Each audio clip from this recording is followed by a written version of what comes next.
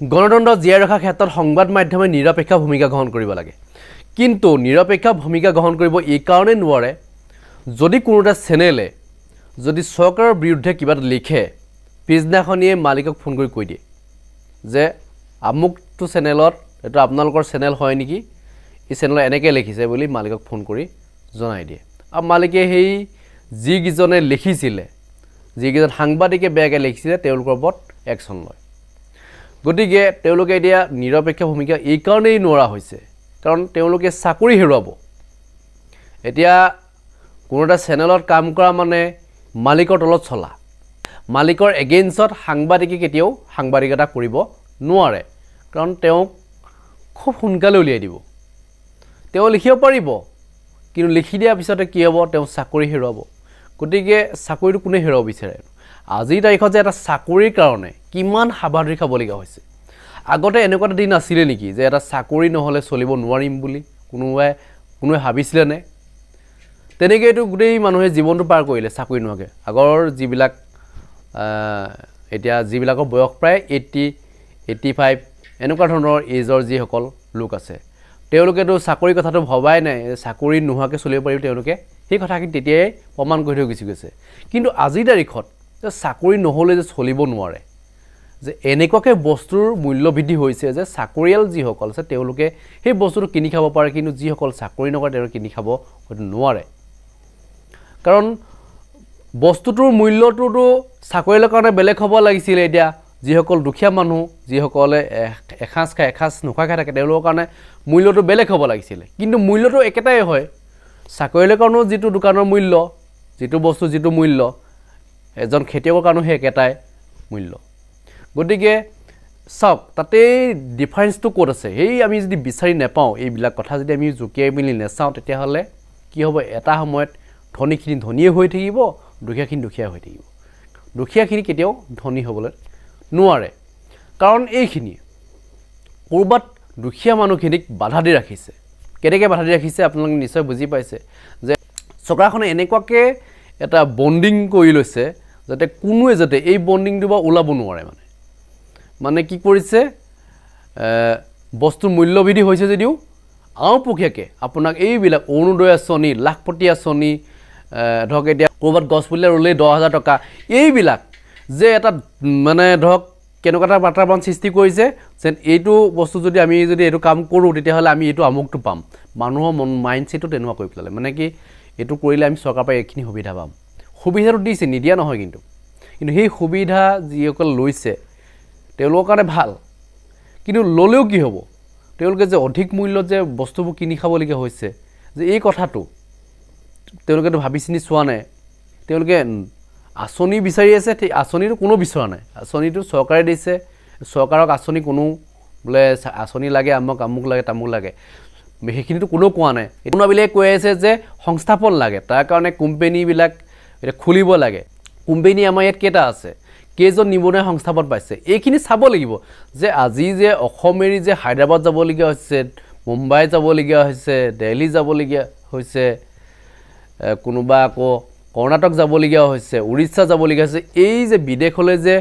গৈছে অসমৰ ল'ৰাবিলাক আৰু তাতে গৈ পেলাই কি হৈছে কাৰোবাৰ মৃত্যু হৈছে কোনোবাই ধৰক খাবলৈ পোৱা নাই তেনেকৈয়ে জীয়াই আছে এই যে বাহিৰলৈ যে যাবলগীয়া হৈছে এই কথাখিনি চৰকাৰখনে ভাবি চোৱাটো উচিত আছিলে কিন্তু এইখিনি ভবাৰো তেওঁলোকৰ দূৰৰ কথা তেওঁলোকে কিহক লৈ ৰাজনীতি কৰিছে হিন্দু মুছলিমক লৈ ৰাজনীতি কৰিছে তেওঁলোকে কি কৰিছে ধৰ্মক লৈ যি ৰাজনীতি কৰি আছে এই ধৰ্মক লৈ যদি ৰাজনীতি কৰি থাকিবলৈ হয় তেতিয়াহ'লে কি হ'ব এটা সময়ত এইখন মানে ধৰ্মনিৰপেক্ষ দেশ হৈ থাকিবনে বাৰু ভাৰতবৰ্ষ এখন ধৰ্মনিৰপেক্ষ দেশ বুলি সকলোৱে জানে কিন্তু ইয়াত যেতিয়া ভেদাভেদ হ'ব তেতিয়াই মানুহৰ কি হ'ব ক্ষয়ক্ষতিটো হ'বই গতিকে আজি যিটো অনুষ্ঠান অভিমত অনুষ্ঠান এই অভিমত অনুষ্ঠানত যিখিনি কথা উল্লেখ কৰিছে এই যদি কথাখিনি আপোনালোকে শেষলৈকে চায় তেতিয়া বুজি পাব যে আচলতে চৰকাৰখনে কি পৰ্যায়ত কেনেধৰণে ৰাজনীতি কৰিছে এই কথাখিনি আমি জানিব লাগিব তাৰ পিছতে আমি নেক্সট পৰ্যায়ত আমি কেনেধৰণে ব্যৱস্থা গ্ৰহণ কৰিব লাগিব এই কথাবিলাক যদি আমি বুদ্ধিজীৱীসকলৰ ফালৰ পৰা যদি আমি অকণমান জ্ঞান নলওঁ তেতিয়াহ'লে আমি এই যি বিজেপিয়ে যিখিনি এটা ধৰক এটা বণ্ডিং এটা কৰিছে এই বণ্ডিংটোৰ পৰা আমি ওলাই আহিব নোৱাৰিম কি কৈছে তেওঁলোকৰ মন্তব্য জনাব বিচাৰিছোঁ নমস্কাৰ সকলোকে স্বাগতম জনাইছোঁ আৰম্ভ কৰিছোঁ আমাৰ আজিৰ অনুষ্ঠান জনমত 2024 তিনিটা পৰ্যায়ত অসমত যি লোকসভা নিৰ্বাচন অনুষ্ঠিত হৈছিল আজি 4টা লোকসভা সমষ্টিত নিৰ্বাচন অনুষ্ঠিত হোৱাৰ পিছত অন্ত পৰিল আৰু ইভিএমত বন্দী হ'ল 4 জুনত আমি গম পাম এই 14টা লোকসভা সমষ্টিত কোনে শেষ হাঁহি মাৰিলে তথাপিও আজি আমি পোষ্টমৰ্টেম কৰিম এই 14টা লোকসভা সমষ্টিৰ সন্দৰ্ভতে ভাৰতীয় জনতা পাৰ্টিৰ প্ৰাক্তন সভাপতি তথা জ্যেষ্ঠ বিধায়ক সিদ্ধাৰ্থ ভট্টাচাৰ্য অন্যতম এগৰাকী অতিথি মই ভট্টাচাৰ্য ডাঙৰীয়াক অনুষ্ঠানলৈ স্বাগতম জনাইছোঁ গুৱাহাটী সমষ্টিৰ প্ৰাক্তন সাংসদ দুবাৰৰ গুৱাহাটীক প্ৰতিনিধিত্ব কৰিছিল কিৰিপ চলিহা মই কিৰিপ চলিহা ডাঙৰীয়াক অনুষ্ঠানলৈ স্বাগতম জনাইছোঁ দিগন্ত বৰ্মন বৰক্ষেত্ৰীৰ বিধায়ক দিগন্ত বৰ্মন নলবাৰীৰ পৰা আমাৰ লগত পোনপটীয়াকৈ আছে বৰ্মন ডাঙৰীয়াক মই অনুষ্ঠানলৈ স্বাগতম জনাইছোঁ আৰু লেখক বিশ্লেষক ব্ৰজেন ডেকা আছে ব্ৰজেন ডেকা ডাঙৰীয়া আপোনাক মই স্বাগতম জনাইছোঁ আৰু ময়ূৰ বৰা ডাঙৰীয়া আহি পালে আমি তেখেতৰ কাষলৈকো যাম মই প্ৰথমতেই ব্ৰজেন ডেকা ডাঙৰীয়াৰ কাষলৈকে আহিছোঁ এগৰাকী বিশ্লেষক হিচাপে আপুনি বিভিন্ন সময়ত লিখা মেলা কৰি আহিছে আপোনাৰ দৃষ্টিভংগী আমি দেখিছোঁ এই যে নিৰ্বাচনটো শেষ হ'ল তিনিটা পৰ্যায়ত প্ৰথমতে যদি মই আপোনাক সুধোঁ যে এটা বিশেষত্ব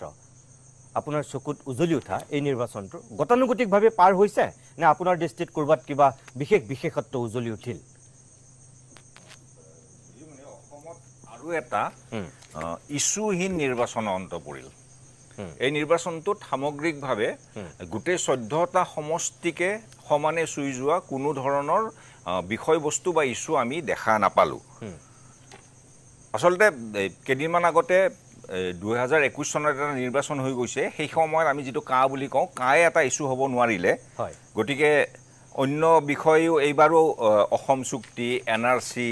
অসমীয়া জাতীয় অস্তিত্ব ৰক্ষা ইত্যাদি ইত্যাদি ইত্যাদি অসমীয়া জাতীয়বাদী শিবিৰক মূল হৈ থকা ৰাজনীতিত সেই কোনো ইস্যুই এইবাৰ ইস্যু নহ'ল আচলতে মই দেখিছোঁ যে এই একে সময়তে এই মোদীৰ গেৰেণ্টিও ক'তো এটা বিশেষ এটা ইস্যু নহ'ল মানে গতিকে যেতিয়া এটা কেন্দ্ৰীয় ইস্যু নাথাকিল সেইবাবে গোটেই নিৰ্বাচনটো এটা লোকেলাইজড হৈ গ'ল মানে স্থানীয় পৰ্যায়লৈ গুচি গ'ল আৰু যেতিয়া এটা নিৰ্বাচন স্থানীয় পৰ্যায়লৈ গুচি যায় তেতিয়া কিমান স্থানীয় হ'বগৈ তাৰ কোনো সীমা নাথাকে এটা অঞ্চল এখন গাঁও এটা চুবুৰী বা শেষত গৈ এখন ঘৰ এজন ভোটাৰো গৈ পেলাই ইস্যু হ'ব পাৰে গতিকে তেতিয়া কি হয় যেতিয়া এনেকুৱা ইস্যু নাথাকে সামগ্ৰিকভাৱে সাধাৰণ ভোটাৰক এপিল কৰা তেতিয়া যিটো দলৰ আটাইতকৈ বেছি টকা থাকে মানুহ থাকে সংগঠন থাকে সেই দলটোৱে প্ৰতিজন ভোটাৰক গৈ পেলাই প্ৰত্যক্ষভাৱে যোগাযোগ কৰাৰ সম্ভাৱনাটো আটাইতকৈ বাঢ়ি যায় আৰু সেই দলটোৱে বেছি ভোট পোৱাৰ সম্ভাৱনাটো বাঢ়ি যায় যিটো এইবাৰ মই ভাবোঁ সেই এডভান্টেজটো বিজেপিৰ হ'ব অসমত ইস্যু নোহোৱা কাৰণে বিজেপিৰ লাভ হ'ব একে সময়তে যদি গৌৰৱ গগৈয়ে বহুত ভোট পায় বা লুৰিণ গগৈ জ্যোতিয়ে যদি বহুত ভোট পায় বা নাপায় তেওঁলোকে পোৱা বা নোপোৱাটো লুৰিণ জ্যোতিয়ে ভোট পোৱাটো কোনো অসমীয়া জাতীয়তাবাদৰ ওপৰত নিৰ্ভৰ নকৰে বা নোপোৱাটো নিৰ্ভৰ নকৰে সেইটো ডিব্ৰুগড়ৰ স্থানীয় ইস্যুৰ ওপৰত নিৰ্ভৰ কৰিব আহোম বাগানীয়া ইত্যাদি ইত্যাদি ইস্যুবোৰ একেদৰে যোৰহাটত যদি গৌৰৱ গগৈয়ে বহুত ভোট পায় বা নাপায় সেইটো সেই যোৰহাটৰ স্থানীয় ইস্যুৰ ওপৰত ডিপেণ্ড কৰিব নিৰ্ভৰ কৰিব মই নাভাবোঁ যে ৰাহুল গান্ধীৰ ন্যায়ৰ কথাখিনিয়ে তেওঁক বিশেষ ভোট আনি দিব বা নৰেন্দ্ৰ মোদীৰ গেৰেণ্টিয়ে তেওঁৰ বিশেষ ভোট তেওঁৰ হাতৰ পৰা লৈ যাব যিটো কাৰণে বোধ হয় মই ভাবোঁ যে এইটো এটা ভাল ৰাজনৈতিক বিচক্ষণতা আছিল যে তেওঁৰ সমষ্টিটোত তেওঁৱেই যে আটাইতকৈ ডাঙৰ সেইটো প্ৰমাণ কৰি ৰাখিলে তেওঁ কোনো কংগ্ৰেছৰ তেওঁতকৈ ডাঙৰ ৰাহুল গান্ধী বা প্ৰিয়ংকা গান্ধীক আনি পেলাই কোনো ধৰণৰ সভা সমিতি নকৰিলে যে তাত অন্তত যোৰহাটত গৌৰৱ গগৈ নিজকে সবতকৈ ওপৰত ৰাখিব চেষ্টা কৰিলে প্ৰিয়ংকা গান্ধী ৰেলী কৰিছিলে যোৰহাটত এটা ৰোড শ্ব' কৰিছিল কিন্তু ৰাহুল গান্ধীৰ কোনো মিটিং নহ'ল গতিকে এইটো এটা কোনো ধৰণৰ ইস্যু নোহোৱা নিৰ্বাচনৰ অন্ত পৰিল য'ত স্থানীয় ইস্যুবিলাক হ'ল গতিকে মই এজন গুৱাহাটীৰ ভোটাৰ হিচাপে ডিব্ৰুগড়ৰনো কি কথাবিলাকে ভোটাৰক আকৰ্ষণ কৰিলে বা বিকৰ্ষণ কৰিবলৈ জানিবলৈ বিশেষ মই আগ্ৰহ বোধ নকৰিলোঁ তেনেকৈ বোধ কৰোঁ ডিব্ৰুগড়ৰ মানুহেও কি কাৰণে বিজুলী কলিতা মেধি বা মীৰা বৰঠাকুৰক ভোট দিলে গুৱাহাটীৰ মানুহে সেইটো জানিবলৈ আগ্ৰহ নকৰিলে ঠিক আছে মই আহিম আকৌ মই ময়ূৰ বৰা ডাঙৰীয়া মই আপোনাৰ কাষলৈ আহিছোঁ যে এগৰাকী বিশ্লেষক হিচাপে চিন্তাশীল ব্যক্তি হিচাপে আপুনি এই নিৰ্বাচনটো গতানুগতিকভাৱে পাৰ হোৱা বুলি ভাবে নে ক'ৰবাত আপোনাৰ দৃষ্টিত কিবা বিশেষত্ব আছে নিতুমণি দুই ধৰণে চাব পাৰি যদি এজন আপুনি অকল সাংবাদিকে গতানুগতিকভাৱে যোৱা 10-20 বছৰৰ নিৰ্বাচন যদি আপুনি পৰ্যবেক্ষণ বা নিৰীক্ষণ কৰিছে সেই হিচাপৰ পৰা চালে এইবাৰৰ যিটো নিৰ্বাচন আছিল সেই নিৰ্বাচনটো বৰ এটা ইন্টাৰেষ্টিং যেন লগা নিৰ্বাচন এফালৰ পৰা চালে নাছিলে কিন্তু মই এটা বেলেগ এটা প্ৰেক্ষাপটৰ কথা ক'ব বিচাৰিছো যে নিৰ্বাচনৰ 3 মাহ মান আগলৈকে ধৰি লওক জানুৱাৰী মাহত যেতিয়া ৰাম মন্দিৰত আমাৰ প্ৰাণ প্ৰতিষ্ঠা হ'ল তাৰ পিছত সমগ্ৰ ভাৰততে এনেকুৱা এটা মানে মনোভাৱ মানুহৰ মনলৈ আহিছিল যে ভাৰতীয় জনতা পাৰ্টিক এইবাৰ আৰু ৰখোৱা সম্ভৱ নহব যেনেকে 2019 চনত পুলৱামাৰ কাৰণে তেওঁলোকে এটা ভাল ফলাফল দেখুৱাবলৈ মানে অন্যান্য কাৰণো নিশ্চিতভাৱে আছে ডাঙৰ এটা কাৰক আছিল বা ফেক্টৰ আছিল এইবাৰো তেনেকুৱা ধৰণৰ হ'ব বুলি অকল ৰাম মন্দিৰে নহয় নানান ধৰণৰ কথা আৰু কংগ্ৰেছৰ যিটো অৱস্থা হৈছিল বা হৈয়ে আছে এতিয়াও মানুহ গৈ আছে ইন্দোৰ বা আমি দেখিলো যে সুৰাটত বুট কৰো তেওঁলোকৰ মনোনয়ন পত্ৰ দিয়াৰ পিছত শেষৰ দিনা তেওঁলোকে তাকটো উইথড্ৰ কৰিলে আৰু বিজেপিক সিটখন দুটা সিট ইতিমধ্যে এৰি দিছে গতিকে মানুহে ভাবিছিল যে এইবাৰ বিৰোধীৰ পিনৰ পৰা তেওঁলোকক শক্তিশালীভাৱে প্ৰত্যাহ্বান জনাব সাগে আৰু নোৱাৰিব আৰু সেই কাৰণে তেনেকুৱা সময়তে ভাৰতীয় জনতা পাৰ্টিয়ে যেতিয়া সৰ্বভাৰতীয় প্ৰেক্ষাপটত 400 পাৰ এই ধৰণৰ কথা এটা কৈছিলে কিছুমান মানুহে বিশ্বাস কৰিবলৈ আৰম্ভ কৰিছিল কিন্তু আপুনি যদি সেফোলজিষ্ট এসময় আৰু প্ৰখ্যাত চিন্তাশীল ব্যক্তি আমাৰ প্ৰফেসৰ যোগেন্দ্ৰ যাদৱ তেখেতৰ যদি বিভিন্ন ধৰণৰ নিৰ্বাচনৰ যিখিনি নিৰাবেগভাৱে কৰা পৰ্যবেক্ষণ চাইছে তেতিয়া হলে তেওঁ কিন্তু কৈছে যে এইবাৰ আমাৰ ভাৰতীয় জনতা পাৰ্টিৰ মই যিটো এটা মানে কিছুমান জায়গা নিৰ্বাচন হ'বলৈ বাকি আছে 2019 ৰ যিটো সংখ্যা আছিল সেই সংখ্যাটো কোনো পদ্ধতি চুব নোৱাৰে বুলি তেওঁ ভাবে যে 2014 আৰু 19 ৰ মাজত হয়তো উলমি থাকিব আৰু যদি বিৰোধী ইণ্ডিয়া যিটো গোট 6-7 মাহ আগতে হৈছিল বিভিন্ন কাৰণত আমি যি ধৰণৰ একতা আমি নহয় গণতন্ত্ৰক ভাল পোৱা মানুহে আশা কৰিছিল সেই একতা দেখা পোৱা নগল তথাপিও বিক্ষিপ্তভাৱে দিল্লী অন্যান্য অঞ্চলত আমি যিখিনি দেখিলো বা বিহাৰত দেখিছো এটা পৰ্যায়লৈকে সেই কথাৰ পৰা কিন্তু তেওঁলোক 2014-19 ৰ মাজত উলমিব বা 14 চনৰ যিটো সংখ্যা আছিল তাতকেও কমিব পাৰে এটো হল এটা সৰ্বভাৰতীয় প্ৰেক্ষাপট অসমৰ ক্ষেত্ৰত আমাৰ ব্ৰজেন ডেকা ডাঙৰীয়াও কৈ আছিল এটা কথা কিন্তু হৈছে যে টকা পইচা কাৰ পইচা বেছি কাৰ ধন বেছি এইখিনি আৰু আজি নতুনকৈ ইয়াত কোৱাৰ প্ৰয়োজন নাই কিন্তু ইমানবোৰ টকা পইচা বা ধনবহুল বা ইমান যিটো তেওঁলোকৰ শক্তিশালী এপাৰেটাছ আৰু তেওঁলোকৰ নিৰ্বাচন মেনেজমেণ্টৰ যিটো কথা সেইটো কিন্তু মই শ্ৰদ্ধা মানে এই কাৰণে কৰোঁ যে বেলেগ দলেও তাৰ পৰা শিকিব লগা আছে মই ভাৰতীয় জনতা পাৰ্টিৰ কথা কৈছোঁ কিন্তু ইমান টকা পইচা দিয়াৰ পিছতো যোৰহাটত গৌৰৱ গগৈ জিকে নিজিকে সেইটো বেলেগ কথা মই ভাবোতো মাৰ্জিন খুব কম হ'ব কিন্তু গৌৰৱ গগৈয়ে সেই যিটো হেৰাই যোৱা অসমীয়াত্ব যিটো কা আন্দোলনৰ সময়ত আমি দেখিছিলো আমাৰ ডেমোগ্ৰাফিক্যালি আমি এনেকুৱা ধৰণৰ যে আমাক এতিয়া অসমীয়াত্বৰ কথা কোৱাতকৈ সৰ্বানন্দ সোণোৱালু যদি জিকে তেতিয়া হলে আপুনি দেখিব যে যাক আমি এটা সময়ত অসমৰ মানুহে জাতীয় নায়ক বুলি কৈছিল মই কাৰো প্ৰতি ঘৃণা বিদ্বেষ নথকাকে কৈছো আজি খিলঞ্জীয়া অসমীয়া মানুহতকৈ তিনচুকীয়া অঞ্চলত অসমক আপোন কৰি লোৱা কিন্তু অসমীয়া ভাষী নহয় তেনেকুৱা মানুহৰ ভূতত হয়তো তেওঁ আগবাঢ়িব পাৰে গতিকে গোটেই পিনৰ পৰা চাবলৈ গ'লে যোৰহাটত কিন্তু সেই অসমীয়াত্ব আৰু ডিব্ৰুগড়ত কিছু পৰিমাণে নিজিকিলেও সেই অসমীয়াত্বৰ এটা যোগাত্মক তিৰবিৰণী মই দেখিবলৈ পাইছো আৰু তাৰ পৰাই মই ভাবো উদাৰভাৱে জাতিটো গঢ়িব লাগিব অকল অসমীয়া কৰি থাকিলেও নহব কিন্তু অসমত ভূপেন হাজৰিকাই কোৱাৰ দৰে যে বিশ্বৰ শৰীৰত পংগু অংগ হলে তুমি জানো আমাক ভাল পাবা সেই কথাটো আমি যদি অসমকে নিজৰ আই মাতৃত আমি যদি কৈ থাকে কোনোবা সংগঠনে এনে গতানুগতিকভাৱে আমিতো শুনি থাকো আৰু আমাৰ প্ৰভুত্ব থাকিব লাগিব প্ৰভুত্বটো যে এটা সামন্তবাদী শব্দ সেই কথাটো সেই সংগঠনৰ মানুহে জানেন নাই মই নাজানো মই কোন সংগঠনৰ কথা কৈছো আপুনি হয়তো ধৰিব পাৰিছে কিন্তু মই ভাবো এই উদাৰ সুস্থ অসমীয়াত্বক লৈ কেতবোৰ যোগাত্মক তিৰবিৰণী আমাৰ বহুত মানুহৰ পৰা পাইছো মোক এনেকুৱাও আছে ভাৰতীয় জনতা পাৰ্টি আৰু তেওঁলোকৰ লগত যিটো দীক্ষা দিয়া বা তেওঁলোকৰ যিটো এটা অৰাজনৈতিক সংগঠন সেই সংগঠনৰ বহু নেতাৰ পুত্ৰ বা বোৱাৰীয়ে এই গৌৰৱ গগৈ কিন্তু হৰুৱাই পঠাব নোৱাৰি দেই এনেকুৱা ধৰণৰ কথা মই যোৰহাটত 8 বছৰ আছোতো এনেকুৱা ধৰণৰ কথা শুনিছো গতিকে এই গোটেইখিনি কথা মই ভাবো অত্যন্ত গুৰুত্বপূৰ্ণ মোৰ কথাখিনি বাকিখিনি 4 জুনত আমি দেখিবলৈ পাম নিজুমণি মই এটা কথা কওঁ মই মোৰ কথাখিনি মই অসমৰ প্ৰেক্ষাপটত কৈছো ময়ূৰৰ নিচিনাকে ভাৰতৰ প্ৰেক্ষাপটত মোৰ কথাখিনি ক'ব লগা আছে আকৌ নিশ্চয় মই অসমৰ প্ৰেক্ষাপটতে কৈছো ঠিক আছে আপুনি পৰৱৰ্তী সময়ত ক'ব মই প্ৰাক্তন সাংসদ জ্যেষ্ঠ ৰাজনীতিক কিৰিপ চলিহা ডাঙৰীয়া মই আপোনাৰ কাষলৈ আহিছোঁ গুৱাহাটী সমষ্টিক আপুনি দুবাৰকৈ প্ৰতিনিধিত্ব কৰা এগৰাকী প্ৰাক্তন সাংসদ যিহেতু আপুনিও মন কৰিছে আপোনাৰ দৃষ্টিত এই নিৰ্বাচনটোৰ বিশেষত্ব কিবা আছে নে গতানুগতিক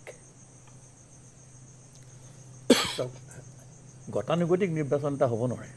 সময় পৰিস্থিতি সলনি হৈ থাকে মই ইয়াত বিৰাট জাতীয়তাবাদৰ উত্থানৰ কথা যিটো কোৱা হৈছে যি ধৰণে যে আজি কংগ্ৰেছ দলে যদি কংগ্ৰেছ দলৰ নেতা বা জাতীয়তাবাদৰ শিবিৰৰ পৰা দুদিনহতে যদি আঞ্চলিকতাবাদৰ নতুন এটা কিবা এটা উত্থানৰ সৃষ্টি কৰিছে বুলি কয় মই সেইটোও মানিলোঁ মুখ জনাই আৰু কিন্তু মই বাকীখিনি কথা আটাইখিনি কথা এনালাইচিছখিনিও মানি দিছোঁ কিন্তু মই ভাবোঁ যে গুৱাহাটী বুলি মই ক'লে ভুল হ'ব কাৰণ কেতিয়াও এটা বস্তু গুৱাহাটীত এটা হাৱা আহিব বেলেগ জেগাত নাই বুলি তেনেকুৱা নহয় গুৱাহাটীটো সাধাৰণতে কংগ্ৰেছ বিৰোধী শক্তি সদায় শক্তিশালী গুৱাহাটীত আমি কিমান কষ্ট কৰি কংগ্ৰেছক জিকাব লাগে আমাৰ কিছুমানে জানে মই নাজানিলোঁ বেছি কিন্তু মই ভাবোঁ যে কেইটামান কথা হৈছে যিকেইটা কথা খুব স্পষ্ট সেইকেইটা কথা কিন্তু দেশখনৰ সামগ্ৰিক ৰাজনীতিৰ পৰিপ্ৰেক্ষিততে হৈছে মই ব্ৰজেনে কোৱা কেইবাটাও কথা খুব ছিগনিফিকেণ্ট কথা কৈছে আমাৰ এইকেইটা আটাইকেইটা কথাকে প্ৰায় সমৰ্থন কৰিছোঁ মই ভাবোঁ তিনিটা কথা বাকী বিশ্লেষণলৈ নাযাওঁ কাৰণ সময়ত আমি আগবাঢ়ি যাম ঠিক আছে আপোনাৰ লগত মই যোৱাবাৰ ইণ্টাৰভিউটোতে মই কৈছিলোঁ যে মই লোকসভা নিৰ্বাচন নেখেলোঁ হয় এছেম্বলি নিৰ্বাচন খেলিম কিয় মই এইকাৰণে কৈছিলোঁ যে মই জানো যে অসমত কিছুমান নেশ্যনেল ৰাষ্ট্ৰীয় সমস্যা বা মৌলিক সমস্যা কিছুমান অলপ দেৰিকৈ অসমলৈ আহে আৰু বৰ্তমান অসমৰ ভাৰতবৰ্ষৰ বিশেষকৈ সংবাদ জগত বেয়া নাপাব সংবাদ জগতৰ যিটো মানে সাংঘাতিকভাৱে দুৰ্দশাজনক পৰিস্থিতি আৰু মইতো ক'ম যে চব ফালৰ পৰা এনেকুৱা এটা মানে দুৰ্বল পৰিস্থিতি যিটো এটা লজ্জাজনক পৰিস্থিতি অসমত নহয় তাৰ পৰিপ্ৰেক্ষিতত অসমৰ মানুহক বাতৰি কাকতে যিটো বিতৰ্কৰ সৃষ্টি কৰিব লাগিছিলে বাতৰি কাকত সময়ত যিটো দায়িত্ব পালন কৰিব লাগিছিলে দুইটা পক্ষকে যোগাৰ কৰা সেইটো নাইকিয়া হ'ল সেইকাৰণে এনেও অসমত সদায় ঢৌটো দেৰিকৈ আহে আপোনাৰ মনত আছে যেতিয়া আনকি জনতা দলৰ লহৰত কংগ্ৰেছ দল ভাঙি চুৰমাৰ হৈ গৈছে অসমত কিন্তু কংগ্ৰেছ দলেই সংখ্যাগৰিষ্ঠতা লৈ আহিছিলে তাৰপিছত যেতিয়া জনতা দল বহিলে তেতিয়া সেই গোলাম বৰবৰাই কংগ্ৰেছক কিন্তু উৰাই দিলে জনতা দলৰ পাৰ্টী তেনেকুৱা এটা পৰিৱেশ অসমলৈ আহিব বুলি মই ভবা নাছিলোঁ কিন্তু ভাৰতবৰ্ষত যে এনেকুৱা এটা বস্তু সৰ্বভাৰতীয় প্ৰেক্ষাপটত যে এটা প্ৰতিষ্ঠান বিৰোধী এটা আলোড়ন আৰম্ভ হ'ব সেইটো মই ভাবিছিলোঁ কিন্তু ইমান জোৰদাৰ বুলি ভবা নাছিলোঁ সেইটো কিন্তু জোৰদাৰ হৈছে এক নম্বৰ মানে এইটো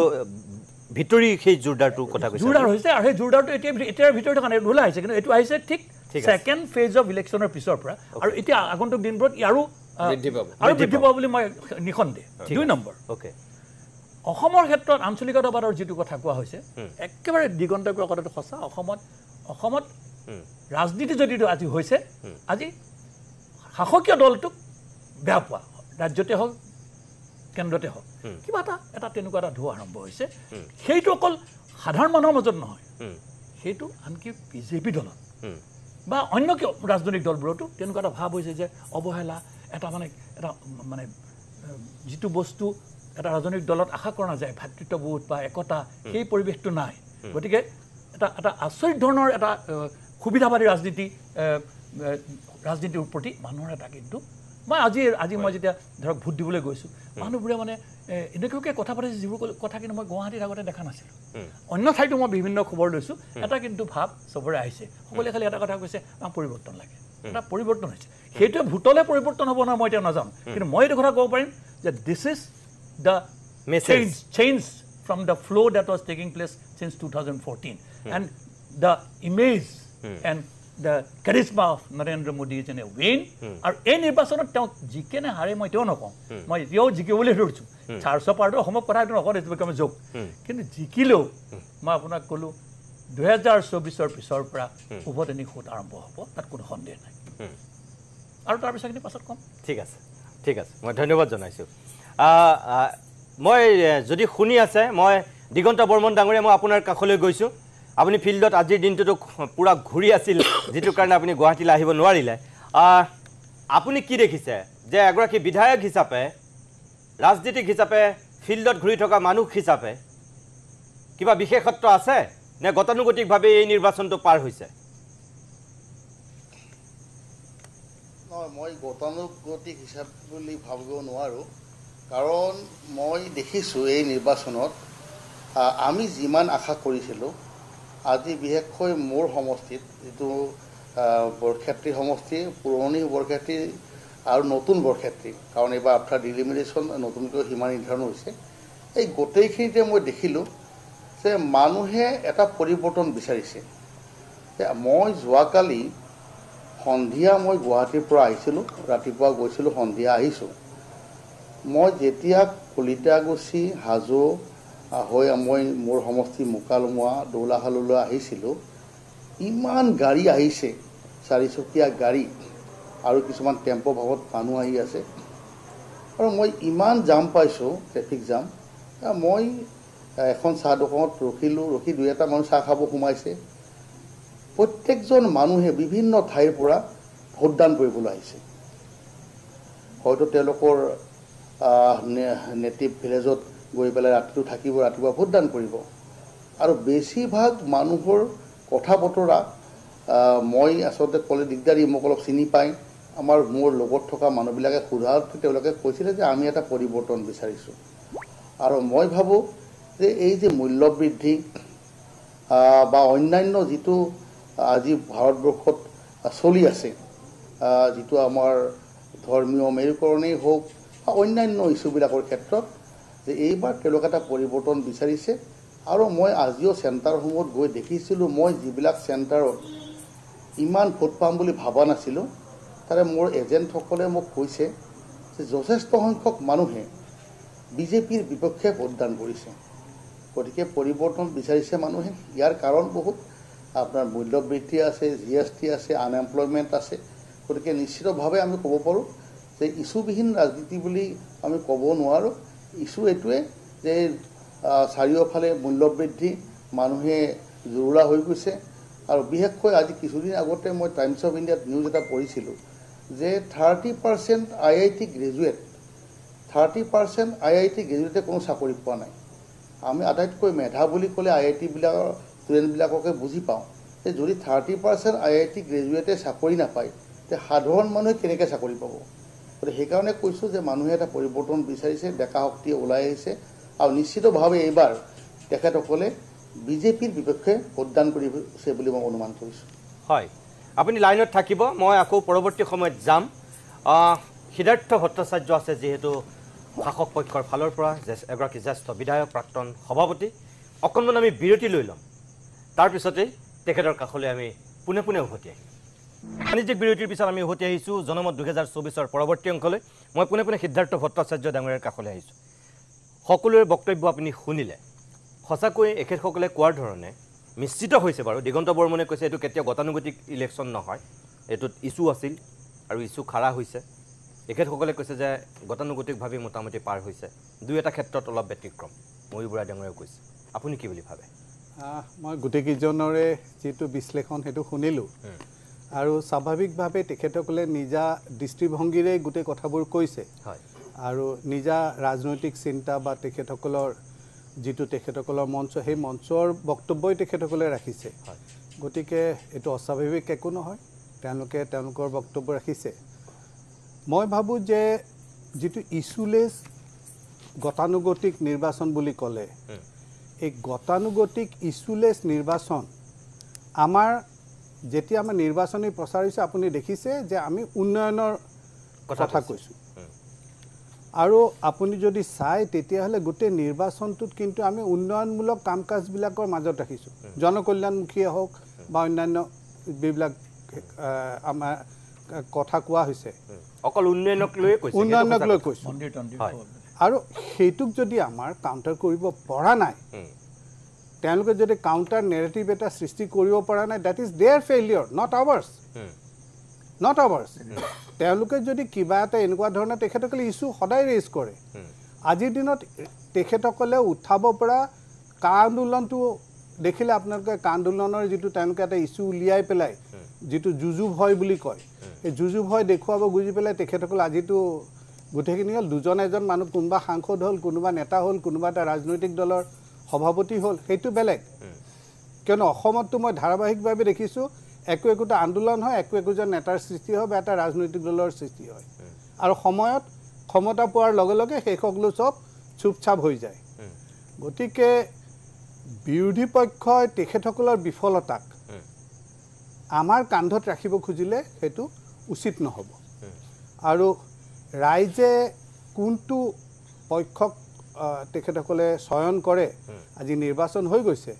এতিয়া আৰু নিৰ্বাচন আগতে ৰাইজৰ মত সলনি কৰা বা মত নিজৰ পক্ষত অনাৰ বাবে প্ৰচেষ্টা কৰাৰ কোনো প্ৰয়োজন নাই একেবাৰে নিষ্পৃহভাৱে যদি মই কওঁ তেতিয়াহ'লে মই ক'ম যে আমি আমাৰ সংগঠন আমি ৰাইজৰ মাজত ধাৰাবাহিকভাৱে কৰি থকা কাম আৰু উন্নয়নৰ যিটো বাৰ্তা আমি ৰাইজৰ মাজলৈ লৈ যাব খুজিছোঁ জনকল্যাণৰ যিবোৰ কথা আমি ৰাইজৰ আগত কৈছোঁ সেইবিলাকৰ গ্ৰহণযোগ্যতাৰ বাবে এইবাৰ আমি পুনৰবাৰ আমি ৰাজ্যিক পৰ্যায়তে হওক বা ৰাষ্ট্ৰীয় পৰ্যায়তে হওক আমি ভাল ফলাফল দেখুৱাবলৈ সক্ষম হ'ম মোৰ দুটা তেখেতৰ কথাত ক'ব লগা আছে তেখেতে উন্নয়নৰ কথা কৈছে হয় চেগা চুৰুকাকৈ বিজেপিৰ বহু বিয়াগুম নেতাই উন্নয়নৰ কথা আমি ৰাষ্ট্ৰৰ মানে দেশৰ বেলেগ জেগাতো কোৱা দেখিছোঁ অসমতো কোৱা দেখিছোঁ কিন্তু সবলভাৱে কৈছে কিন্তু তাৰ মাজত বিক্ষিপ্তভাৱে বুলিও যদি আপুনি কয় দুটামান কথা এনেকুৱা দৃষ্টিকোণতো বা ভাৰতীয় গণতন্ত্ৰৰ বাবে ভাবুকি স্বৰূপ হৈছে সেই দুটা কথা কোৱাও প্ৰয়োজনীয় আন কোনো নেতাই নহয় স্বয়ং সন্মানীয় প্ৰধানমন্ত্ৰীয়ে ৰাজস্থানত কংগ্ৰেছৰ মেনিফেষ্টত থকা নথকা এইবোৰ কথা ধূসৰ কৰি লৈ ভাৰতৰ যিটো দ্বিতীয় বৃহৎ ধৰ্মৰ মানুহ ইছলাম ধৰ্মাৱলম্বী মানুহৰ ওপৰত যিখিনি কথা ক'লে তাত মই কোনো উন্নয়নৰ প্ৰভাৱ দেখা নাই কোনো উন্নয়নৰ ৰেখ দেখা নাই দ্বিতীয় এটা কথা কওঁ এতিয়াৰ কথাটো মই ভাল পাইছোঁ আমাৰ সন্মানীয় মুখ্যমন্ত্ৰী তেখেতৰ লগৰ অন্যান্য বহু মন্ত্ৰীয়ে প্ৰথম পৰ্যায়ৰ নিৰ্বাচন হৈ যোৱাৰ পিছত দ্বিতীয় পৰ্যায়ত আমাৰ যিখিনি বংগমূলীয় মুছলমান লোক আছে নাগৰিক দেই মই নাগৰিকৰ কথা কৈছোঁ তেওঁলোকক ভোট বিচাৰিছে তেওঁলোকৰ কাৰণে কাম কৰা বুলি কৈছে মোৰ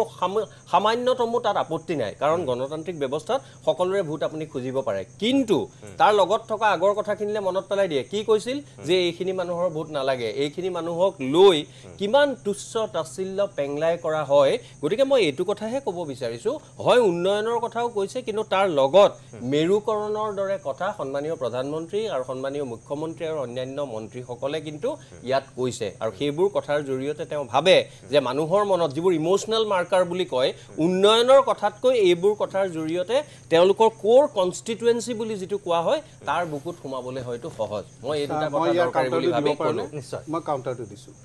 তেখেতে কৈছে যেতিয়া ৰাহুল গান্ধীয়ে নিজকে জনায়ুধাৰী ব্ৰাহ্মণ বুলি কয় তেতিয়া কি এটা কেটাৰ কৰিব খোজা নহয় নেকি আজিলৈকে মই কেতিয়াও কোনো এজন আজি এখেতে এতিয়া কৈছে কিন্তু আজিলৈকে মই কেতিয়াও মুখত শুনা নাই যেতিয়া কংগ্ৰেছ দলত ক্ষমতাত আছিল তেতিয়া আমি কৈছিলোঁ এতিয়া আপোনালোক আছে ভাৰতৰ বহু মই জাষ্ট এটা বাক্য কওঁ ভাৰতৰ বহু সূত্ৰধাৰে এতিয়া নিউজত কি কৰে যে শাসকীয় দলক তেওঁলোকে প্ৰশ্ন নকৰে গদি মেডিয়াৰ কথাটো কেনেকৈ আহিল তেওঁলোকে কেৱল ৰাহুল গান্ধী আৰু অন্যান্যসকলক প্ৰশ্ন কৰে মই আপোনাৰ লগত আগতেও বহিছোঁ আপুনি জানে যেতিয়া কংগ্ৰেছ আছিল আপুনি যেতিয়া সভাপতি আছিল সেই সময়ত মোৰ অলপ সমৰ্থন আছিল নে আছিল মইতো হিন্দুত্বৰ কোনোদিন হেৰি নহয় 2014 চনত UPAৰ পৰ্বতসম দুৰ্নীতিৰ বিৰুদ্ধে নৰেন্দ্ৰ মোদীৰ কথাখিনিক সমৰ্থন কৰিছিল কিন্তু এতিয়া যিটো কথা ভুল দেখিছোঁ এজন সামান্য নাগৰিক হিচাপে মই সেইটো কথাই কৈছোঁ বাকী এতিয়া আপোনাৰ মঞ্চ মোৰ মঞ্চ মানে আপুনি ডিষ্টাৰ্ব নকৰিব মাজত নকৰোঁ এবাৰ কৰিলোঁ আৰু কথা যিটো ফুট আছে সেইটো ভাঙি নিদিব মোৰ কথা হৈছে তেখেতসকলে কৰিলে ঠিকে আছে আজি এখেতে কৈ আছে যে প্ৰথম পৰ্যায়ত তেনেকুৱা ধৰণৰ বিষয়বোৰ অহা নাই উজনি অসমত যিটো নামনি অসম বা মধ্য অসমৰ ভয়াৱহতা সেই ভয়াৱহতাৰ উজনি অসমত নাই গতিকে উজনি অসমত যিখিনি ইছ্যু হ'ব সেই ইছ্যুখিনি নামনি অসমৰ যিখিনি ইছ্যু সেইখিনিৰ লগত একলগ হৈ আছে বুলি ক'ব গ'লে এইটো সঠিক নহ'ব তেখেতসকলৰ মই কৈছোঁ তেখেতসকলৰ বুলি ইমান ময়ূৰ বৰাক বুজোৱা নাই কিন্তু আজি আপুনি অখিল গগৈৰ মাত শুনকগৈ যেতিয়া অখিল গগৈয়ে 3 গগৈৰ কথা কয় এটা বিশেষ কমিউনিটিক তেখেতে হেৰি কৰি কয় তে সেইটো কৰিলে কিন্তু কোনো কমিউনেল নহয় কোনো কমিউনিটি বেছ নহয় সেইটো কৰিলে অসমীয়া হয় কিন্তু আজি যদি কোনোবাই যিটো অপ্ৰিয় হ'লেও সত্য সেই অপ্ৰিয় সত্যকটো ৰাজহুৱাভাৱে কয় তেতিয়াহ'লে তেখেতসকলৰ অসমীয়াবাদ জাগি উঠে আজি অসমৰ বাবে আটাইতকৈ ডাঙৰ যিটো থ্ৰেট সেই থ্ৰেটটোৰ সম্পৰ্কে তেখেতসকলে একো নকয় গতিকে তেখেতসকলে যিটো গদি মিডিয়া কয় গদি মিডিয়াৰ বিপক্ষে মইতো কওঁ যে তেখেতসকলতো এটা পক্ষৰ মিডিয়া তেখেতসকলেতো এটা নেৰেটিভে কয় নিউট্ৰেলিটো কোনেও কোৱা নাই যদি নিউট্ৰেলি ক'লে হয় তেতিয়াহ'লে মই বুজিলোঁ হয় যে দুই পক্ষই কোনোবাই নহয় কোনোবাইতো কোনোবা এটা ছাইড লৈছেই গতিকে ছাইড লোৱাৰ পিছত মই কৰিলে দুখ নহয় কিন্তু তেওঁ কৰিলে দুখ এনেকুৱা ধৰণৰ দৃষ্টিভংগী হ'ব নালাগে আৰু এনেকুৱা যদি দৃষ্টিভংগী হয় তেতিয়াহ'লে সেই দৃষ্টিভংগী কেতিয়াও সফল নহয় ঠিক আছে মানে নিজমনে এটা বাক্য নিৰপেক্ষতা বস্তুটো বৰ কিন্তু গণ্ডগোলীয়া বস্তু মই কাহানিও কোৱা নাই মই নিৰপেক্ষ যিমান পাৰোঁ বস্তুনিষ্ঠ হ'বলৈ চেষ্টা কৰোঁ সন্মানীয় ভট্টাচাৰ্য ডাঙৰীয়া মোতকৈ এজন জ্যেষ্ঠ তেওঁ গুৱাহাটীবাসী আৰু তেওঁ আমাৰে সমষ্টিৰ বিধায়ক গতিকে তেখেতক সন্মান সহকাৰে কৈছোঁ মই কেতিয়াও নিৰপেক্ষ কাৰণে নিৰপেক্ষ শব্দটো কিন্তু বৰ সাংঘাতিক এটা গণ্ডগোলীয়া শব্দ বুলি মই ভাবোঁ যেতিয়া যিটো পাৰোঁ ভাৰতীয় সংবিধানে দিয়া অধিকাৰৰ ওপৰত ভিত্তি কৰি ৰাইজৰ কথা অসম আৰু অসমীয়াৰ তেতিয়াহ'লে ময়ো আকৌ কাউণ্টাৰ কৰিব লাগিব মই আপোনাক কৈছোঁ যে মই কাউণ্টাৰ কৰিব নোখোজোঁ খালি মই এটা কথা জাষ্ট এক লাইন গিভ মি 10 seconds অনলি সেইটো হৈছে যে নিৰপেক্ষ শব্দটো যদি ইমানেই ভয়াৱহ বা ইমানে যদি ভয় লগা তেতিয়াহ'লে ডেফিনেটলি কোনোবা এটা পক্ষত থাকিব লাগিব মই সেইটোকে ক'ব বিচাৰিছোঁ ভট্টাচাৰ্য ডাঙৰীয়া যে নিৰপেক্ষ শব্দটো আচলতে কিছুমান ক্ষেত্ৰত আবিধানিকভাৱে প্ৰয়োগ হ'ব পাৰে কিন্তু ৰাজনীতিৰ ক্ষেত্ৰত নিৰপেক্ষ শব্দটো ৰাজনীতিত আহিব নোৱাৰে ৰাজনীতিত দুটা পক্ষ থাকিব আৰু বা দল হিচাপে বেলেগ বেলেগ থাকিব পইণ্ট কাউণ্টাৰ পইণ্ট থাকিব সেইটোকে মই ক'লোঁ যে এটা শাসক পক্ষ এটা বিৰোধী পক্ষ ৰাজনীতিত যেতিয়া কোনোবাই কথা ক'ব তেনেহ'লে এটা হয় শাসক পক্ষৰ হৈ ক'ব লাগিব নহয় বিৰোধী পক্ষৰ হৈ ক'ব লাগিব কাৰেক্ট গতিকে ইয়াত কোনো নিৰপেক্ষ কথাটো আহিবই নোৱাৰে মই অকণমান সময়ৰ কাৰণে আকৌ বাণিজ্যিক বিৰতি ল'ম কিছু সময় বাণিজ্যিক বিৰতিৰ পিছত আমি উভতি আহিছোঁ আজিৰ জনমতৰ পৰৱৰ্তী অংশলৈ মই ব্ৰজেন ডেকাৰ কাষলৈ আহিছোঁ যিখিনি কথা আপোনালোকে কৈছে সেইখিনি কথা কিছু ডিবেট হৈছে স্বাভাৱিকতে দৃষ্টিভংগী সুকীয়া যিহেতু সিদ্ধাৰ্থ ভট্টাচাৰ্যৰ ৰাজনৈতিক এটা আদৰ্শ আছে কিৰিপ চলিহা দীৰ্ঘদিনীয়া এটা ৰাজনৈতিক অভিজ্ঞতা আছে বা বৰ্মন ডাঙৰীয়া এটা নিজস্ব দৃষ্টিভংগী আছে কিন্তু কথাটো হ'ল যে আপুনি অসমৰ প্ৰেক্ষাপটত কথাখিনি কৈছিলে আপুনি ৰাষ্ট্ৰীয় প্ৰেক্ষাপটত আৰু দুই এটা কথা যোগ দিম বুলি কৈছিল মহী বৰাই যেতিয়া কৈছিল কথাখিনি আপুনি অকণমান কৈ লওক তাৰপিছত আকৌ আমি ডিবেটটোলৈ আহিম আত্মবিশ্বাস আৰু আত্ম অহংকাৰৰ মাজত যিটো পাৰ্থক্য মোৰ লাগে যে বিজেপিয়ে যেতিয়া ক'লে যে আপকি বাৰ 400 পাৰ তেতিয়া মোৰ লাগে যে বিজেপি অলপমান অহংকাৰত মত্ত হৈ গ'ল তেওঁলোকে হয়তো ভাবি ল'লে যে আমি যি বিচাৰিম ভাৰতত ঠিক তেনেকুৱাকৈ কৰিব পাৰিম তাৰপিছত নিৰ্বাচনী প্ৰথম দুটা পৰ্যায়ৰ নিৰ্বাচনৰ পিছত হয়তো এইটো বিজেপিয়ে গ্ৰাউণ্ড ৰিপৰ্টৰ পৰা এইটো আহিল যে হয়তো তেওঁলোকে ভাবাৰ ধৰণে 400 পাৰ নহ'ব আৰু তাৰপিছৰ পৰা সেই কথাটো বিজেপিক কোৱা বন্ধ কৰিলে দ্বিতীয়তে মই দেখিলোঁ সমগ্ৰ নিৰ্বাচনটো তেওঁলোকে মোদী গেৰেণ্টিৰ ওপৰত খেলিলে তাৰমানে তেওঁলোকে বিজেপি RSS সমস্ত সংঘ পৰিয়ালটো এটা ডাঙৰ সংগঠন তেওঁলোকে নিজেই দাবী কৰে যে তেওঁলোক পৃথিৱীৰ আটাইতকৈ ডাঙৰ ৰাজনৈতিক দল সেই ৰাজনৈতিক দলজন এজন মানুহৰ ওপৰত নিৰ্ভৰশীল হৈ পৰিল হ'ব পাৰে সেইটো এটা ষ্ট্ৰেটেজি যে ব্ৰেণ্ড মোদীটোক তেওঁলোকে ভাবিলে যে ব্ৰেণ্ড মোদীটোৰেই তেওঁলোকে ভাৰতৰ মানুহৰ ভোট পাব সেই ব্ৰেণ্ড মোদীজনৰ গেৰেণ্টি দিলে মানুহক আৰু সেই গেৰেণ্টিৰ ওপৰত তেওঁলোকে এইবাৰ নিৰ্বাচনটো খেলিবলৈ গ'ল কিন্তু সেইটোকো আকৌ বহুতে সমালোচনা কৰিছে কিন্তু ভাৰতীয় গণতন্ত্ৰৰ কাৰণে সেইটো আকৌ উচিত নহয় বুলিও বহুতে কৈছে আজিৰ তাৰিখত না গ্ৰেণ্ড সেই গেৰেণ্টিও নোহোৱা হ'ল তাৰপিছত আমি দেখিলোঁ যে প্ৰধানমন্ত্ৰীজনে কংগ্ৰেছৰ কাৰ্যসূচীখিনি কংগ্ৰেছৰ যিখন তেওঁলোকে নাকি ন্যায় কিবা নাম দিছে মেনিফেষ্টোখন সেইখনক আক্ৰমণ কৰা আৰম্ভ কৰিলে আৰু ময়ূৰে কোৱাৰ নিচিনাকৈ সেইটো কথা কওঁতে তেওঁলোকে অদ্ভুত কিছুমান কথা ক'লে যিটো আচলতে এজন প্ৰধানমন্ত্ৰীয়ে কেনেকৈ জাষ্টিফাই কৰিলে মই নাজানো হয়তো তেওঁলোকে মই সেইকাৰণে কৈছোঁ যে এইটো একেবাৰে স্থানীয় কোনো নেশ্যনেল ইছ্যু নাই ৰাম মন্দিৰ নাই হিন্দু ৰাষ্ট্ৰ নাই হিন্দুত্ব নাই একো নাই গতিকে ৰাজস্থানত এইখিনি কথা ক'লে ভাল হ'ব তাত তেওঁলোকে স্থানীয়ভাৱে সেই ইছ্যুটো দাঙি ধৰিছে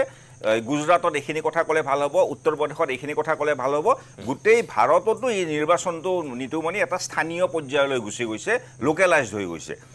আৰু যিহেতু ইয়াত নিৰপেক্ষতাৰ কথা ওলাইছে আমাক যিবিলাক মানুহে মোক ৰাজহুৱা জীৱনত দেখি আহিছে বাতৰি কাকতত লিখাৰ পৰা আৰম্ভ কৰি আমি এটা পক্ষ লৈ আহিছোঁ আৰু কোনেও মোক অন্ততঃ বিজেপি বা RSSৰ সমৰ্থক বুলি নাভাবে বিৰোধী বুলিয়ে ভাবে গতিকে সেই ফালৰ পৰা এটা মই বিৰোধী পক্ষত থকা বুলিয়েই ক'ব লাগিব একে সময়তে নিতুমণি কংগ্ৰেছে কি কৰিব গৈছে যে কংগ্ৰেছে দেখিছে যে হিন্দুত্বৰ নামত এক হৈ থকা মানুহখিনিক যদি আমি ভাঙিব লাগে তেনেহ'লে আমি জাত পাতৰ খেল খেলিব লাগিব এইটো সঁচা কথা মোৰ হয়নে কাৰণ যদি কৈছে যে পিছপৰা মানুহৰ সংখ্যা কিমান আমি জানিব লাগিব, দলিতৰ সংখ্যা কিমান আমি জানিব লাগিব, যাদৱ কিমান, কুৰ্মী কিমান আমি জানিব লাগিব। তাৰ মানে আমি ভাৰতবৰ্ষত যিটো ভাবিছিলোঁ যে নহয় আমি সকলো ভাৰতীয় পৰিচয়েৰে থাকিম, সেইটো দুটা কাৰণত নহয়। এটা হিন্দুত্বটো আমাৰ বৰ্ণবাদ আছে, ব্ৰাহ্মণ, ক্ষত্ৰ, বৈশ্য, শূদ্ৰ, যিটোৰ আচলতে মুকলিকৈ মই দেখা নাই যে সেই হিন্দুত্ববাদীসকলে সেইটোৰ মুকলিকৈ বিৰোধিতা কৰিছে যে আমি ভাৰতত বৰ্ণবাদ বন্ধ কৰিব লাগে। এই কথাটো মুকলিকৈ কোনো কোৱা নাই। একে সময়তে কংগ্ৰেছেও কৈ আছে যে আমি জাতিভিত্তিত এটা জনগণনা হ'ব লাগে। এই জাতিভিত্তিত জনগণনাটো কোৱাৰ লগে লগে কোনোবাখিনিত হয়তো সেইটো এপিল কৰিছে, আৰু যাৰ ফলত এই হিন্দুত্ব বস্তুটোৱেই নোহোৱা হোৱাৰ পিছত আজি প্ৰধানমন্ত্ৰীয়ে কংগ্ৰেছে তোমালোকৰ এক্সৰে মেচিন আনি পেলাই মংগলসূত্ৰ কাঢ়ি নিব, বা দুটা চাকৰি থকা মানুহৰ এটা চাকৰি কাঢ়ি নি মুছলমানক দি দিব, বা দুটা মহ থাকিলে এটা মহ কাঢ়ি নি বেলেগক দি দিব, মুছলমানক দি দিব ধৰণৰ কথা ক'ব লগা হৈছে। গতিকে এই দুইটাই লোকেল ইছ্যু। কিন্তু এই যাদৱৰ ইছ্যুটো তামিলনাডুত কাম নকৰে, তামিল ইছ্যুটোই মহাৰাষ্ট্ৰত কাম নকৰে। গতিকে ইমান বেছি লোকেলাইজ এটা নিৰ্বাচন হৈ গৈছে যে ইয়াত আৰু ৰাম মন্দিৰ, হিন্দুত্ব, হিন্দু ৰাষ্ট্ৰ একোৱেই কাম নকৰা হৈছে। গতিকে সেইফালৰ পৰা নিতুমণি মই দেখিছোঁ যে এটা ইছ্যুহীন নিৰ্বাচন, আৰু এই ইছ্যুহীন নিৰ্বাচনত প্ৰত্যেকটা সমষ্টিৰ স্থানীয় বিষয়বিলাকে আটাইতকৈ প্ৰাধান্য পাইছে, যিটো কাৰণত আমি নাজানো 4 তাৰিখে আমি কি ৰিজাল্ট পাম, কি হেৰি পাম। হয়, সিদ্ধাৰ্থ দাই ৰিয়েক্ট কৰিব বিচাৰিছে, মোক দিম, আপুনি কৰিব। মই এটা সংযোগ কৰিব বিচাৰিছোঁ। এটা খালি সৰু পাৰ্থক্য আছে, ব্ৰজেন ডেকাই ভাল কথাই কৈছে যে শাসকীয় পক্ষটোৱে বৰ্ণবাদী চিন্তা চেতনাক তলসুতীয়াভাৱে কৌশলী ধৰণেৰে যি ধৰণে সাৰ পানী যোগাইছে সেইটো এটা বেলেগ প্ৰসংগ। আৰু কংগ্ৰেছ দলে দেখা দেখিকে কৈছে যে আমাৰ জাতিভিত্তিক জনগণনা হ'ব লাগে, কাষ্ট চেন্সাছ। আৰু আমি যি সময়ত আধুনিক ভাৰতত এতিয়া ডেটা চায়েন্সৰ কথা কওঁ, গোটেই পৃথিৱীত ডেটাত আছে, আমি জানিলে তাত আপত্তিটো কি? তাৰ ওপৰত যদি দেশখন বা সমাজখনক ক্ষতি কৰিব পৰা কিবা মানসিকতা বা আঁচনি লয়, তেতিয়া আমি বিৰোধিতা কৰিম। কিন্তু আজি কোন জাতিৰ মানুহ কিমান আছে সেই কথাটো জনাত আমাৰ আপত্তি থাকিব। গতিকে দুইটাক একাকাৰ কৰিব নোৱাৰি বুলি মই একাকাৰ কৰিব নোৱাৰি। কিন্তু মই একে সময়তে এইটো কথা কৈছোঁ যে স্বাধীনতাৰ ৭৫ বছৰ পিছতো এই জাত পাতটো আমাৰ আজি এটা প্ৰধান ইছ্যু। তাক লৈতো মানে আমাৰ ভাৰতীয় যিবোৰ দল আছে সকলো দল সেইটো লৈ। কিন্তু তোমাৰ কথাখিনি মই সমৰ্থন কৰোঁ যে জাতিভিত্তিক জনগণনাটো হ'লে ভাল হ'ব। ডেটা চায়েন্স সেইটো মই দিগন্ত বৰ্মনৰ কাষলৈকে যাম, তেখেত বহুত দেৰি ৰৈ আছে। ক্ৰিপ চলিয়া ক'ব বিচাৰি আছিল, ক্ৰিপ আপুনি মানে খুব বেছি ডাটা বা জাতিভিত্তিক অংশমুখলৈ মই যাব খোজা নাই। খুব স্পষ্টকৈ কেইটামান কথা সুবিধা থাকোঁতে মই কৈ ল'ব খুজিছোঁ শ্বৰ্টলি। অসমৰ নিৰ্বাচনত নেশ্যনেল ইছ্যু কোনো আলোচনা নহ'ল। গণতন্ত্ৰৰ প্ৰতি যিটো আমাৰ এটা গণতান্ত্ৰিক ছিষ্টেমটো ব্ৰেক আপ হৈ গৈছে, গণতন্ত্ৰৰ প্ৰতি ভাবুকি আহিছে, সেই সম্পৰ্কে মই খুব বেছি আলোচনা হোৱা দেখা নাপালোঁ। 1 নম্বৰ। 2 নম্বৰ, ইণ্ডিভিজুৱেলিটি, ব্যক্তি স্বাধীনতাটো কেনেকৈ নাইকিয়া হৈছে। 3 নম্বৰ, চৰকাৰ এখনে চৰকাৰী মেচিনাৰীবোৰ মিছ ইউজ কৰি পেলাই বিৰোধী পক্ষক কেনেকৈ ধাৰাশায়ী কৰিব খোজে নেকেডলি, অথচ কৰাপশ্যনৰ ক্ষেত্ৰত বিৰোধী পক্ষৰ মানুহবোৰক লৈ আহি পেলাই ৱাশ্বিং ৱাটাৰ কৰি কি হৈছে সেই বিষয়ে খুব বেছি ৱাশ্বিং মেচিন কৰি কি হৈছে সেইবোৰ কথা আলোচনা হোৱা নাই। আটাইতকৈ ডাঙৰ কথা, ভাৰতবৰ্ষত এই যোৱা 10টা বছৰত মিডল ক্লাছ এটা যে কেনেকৈ নাইকিয়া হৈ গৈছে, তেওঁলোকৰ ক্ষমতা নাইকিয়া হৈ ক্ৰয় ক্ষমতা নাইকিয়া কৰি পেলাই মিডল ক্লাছটোক একেবাৰে গৰীবৰ শ্ৰেণীলৈ পঠাই দিয়া হৈছে। আৰু গৰীবসকলক একেবাৰে নিসহায় কৰি এখন কেনেকৈ তেওঁলোক আগলৈ যাব নহৈ পেলাই তেওঁলোকক খালী ৰেচনৰ হিতাধিকাৰী কৰি পেলাইছে। আৰু আটাইতকৈ ধনী মানুহবোৰ ধনী, ওপৰৰ মানুহবোৰ ধনী হৈছে। এইবোৰ কথা কোনো বিশেষ আলোচনা হোৱা নাই। এইবোৰ বস্তু অসমত লাহে লাহে আহে, আৰু সেইবোৰ এতিয়া আনিব লাগিব কোনে এটা ৰাজনৈতিক গোটে। ৰাজনৈতিক গোটবোৰো কিন্তু সেই সমস্যাবোৰক হাইলাইট কৰাটো আমি এতিয়াও দেখিবলৈ পোৱা নাই। গাঁৱে গাঁৱে গৈ ঘৰে ঘৰে গৈ দেখা নাই, আমি দেখা নাই সেইটো কথা। সেইখিনি নতুনভাৱে সংগঠন কৰাৰ দায়িত্ব নতুন সমাজৰ, নতুন পুৰুষৰ আৰু আমাৰ পুৰণাসকলৰ, যিসকলৰ ৰাজনৈতিক ক্ষমতাতকৈ এখন নতুন সমাজ গঢ়ি অসমক শক্তিশালী কৰাটোৰ দায়িত্ব আছে। তাত যিসকল আহিব, যিসকল নাহে বেলেগ কথা। কিন্তু মই অন্য এটা কথা কওঁ, তাৰ ওপৰত লগতে আৰু এটা কথা কৈ দিওঁ। মই একেবাৰে নিশ্চিতভাৱে কৈছোঁ, আৰু মই আপোনালোকৰ সন্মুখত যেতিয়া কৈছোঁ, ৰাইজৰ সন্মুখত কোৱাৰ নিচিনাই কথা মই আকৌ কৈছোঁ যে নিৰ্বাচন, সিদ্ধাৰ্থই কৈছে যে নিৰ্বাচন শেষ হৈ গ'ল। নিৰ্বাচন শেষ হোৱা নাই, অসমতে শেষ হৈছে। It is a national issue, it is a national election. নিৰ্বাচনৰ মূল ফালটো আৰু আছেই, এইটো 3rd ফেজ আজি, আৰু 4-5টা আছে। আটাইতকৈ ক্ৰিটিকেল যিবোৰ ষ্টেট তাত নিৰ্বাচন মই শেষ কৰি লওঁ, মই ইউ পাৰমিট মি। মোৰ ফ্ল'টো নাইকিয়া আপোনাৰ নিচিনাকৈ। গতিকে এইবোৰ ঠাইত, যিবোৰ ঠাইত কোনো ভবা নাছিলে যে বিজেপি কোনো ধৰণৰ মানে চেলেঞ্জ আহিব, BJP walk over, like UP, like Haryana, like Maharashtra এইবোৰ ঠাই মধ্যপ্ৰদেশ ৰাজস্থান এইবোৰ ঠাইত নিৰ্বাচন আছে মই কৈছোঁ যে লাহে লাহে কিন্তু যিটো আমি এটা যিটো ভবা নাছিলোঁ আমি 400 পাৰ বুলি ভবা নাই কিন্তু অন্ততঃ 360 পাৰ হৈ পেলাই চৰকাৰখন মোদীৰ হ'ব বুলি কাৰো সন্দেহ নাছিল ইমান মোৰো সন্দেহ নাছিল কিন্তু এতিয়া মই অনুভৱ কৰিছোঁ যে সেইটো খুব কঠিন হৈ যাব পাৰে আৰু যিয়েই নহওক 2024 ইলেকশ্যনত ক্ষমতাত কোন আহে সেইটো ডাঙৰ কথা নহয় 2024 পিছতেই বিজেপি নহয় মই আকৌ কৈছোঁ সিদ্ধাৰ্থ ভট্টাচাৰ্যই নিশ্চয় প্ৰতিবাদ কৰিব কৰক গুজৰাট গেঙৰ যিটো অটপালি সেই অটপালি পতনৰ দিশে যে অগ্ৰগামী হ'ব তাত কোনো সন্দেহ নাই আৰু মানুহ জাগ্ৰত হ'ব মই ধন্যবাদ জনাইছোঁ মই সিদ্ধাৰ্থ ভট্টাচাৰ্য আৰু দিগন্ত বৰ্মনৰ কাষলৈ আহিম অকণমান সময়ৰ কাৰণে জনমতত পুনৰ বাণিজ্যিক বিৰতি লৈ লৈছোঁ কিছু সময় বাণিজ্যিক বিৰতিৰ পিছত আমি পুনৰ উভতি আহিছোঁ জনমতৰ পৰৱৰ্তী অংশলৈ মই দিগন্ত বৰ্মনৰ কাষলৈ যাব বিচাৰিছোঁ বহু সময় ধৰি আপুনি মৌন হৈ আছে দিগন্ত বৰ্মন ডাঙৰীয়া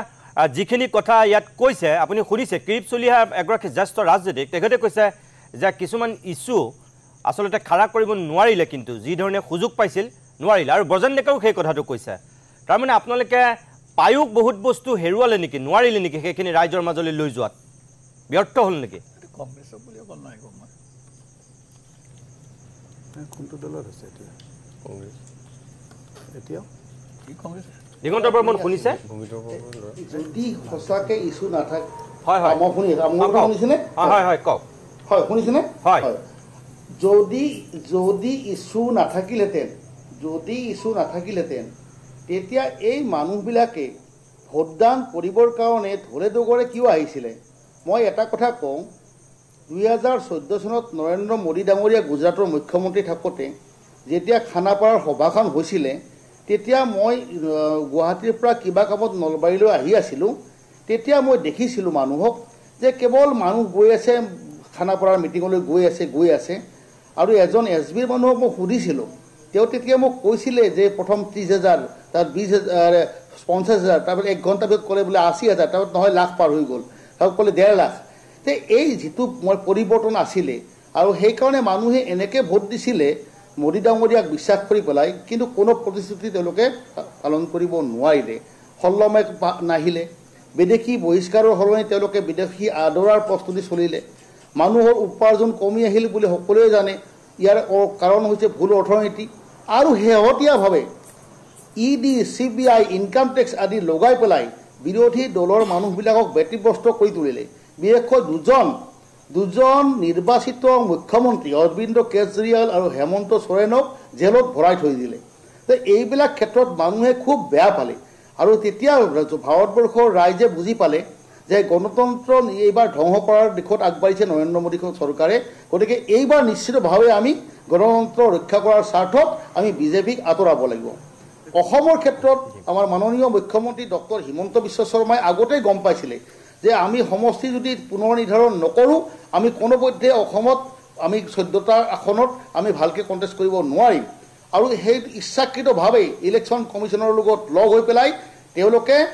আজি সীমা নিৰ্ধাৰণ কৰি দিলে আপুনি যদি চাই আজি ধুবুৰীত ধুবুৰী কনষ্টিটিউশ্যনৰ জনসংখ্যা 28 লাখ হৈৰাজ কোকৰাঝাৰত 7 লাখ কৰি দিছে আজি বৰপেটাত 19 লাখ গতিকে এনেকুৱা যিটো সমানুপাতিক যিটো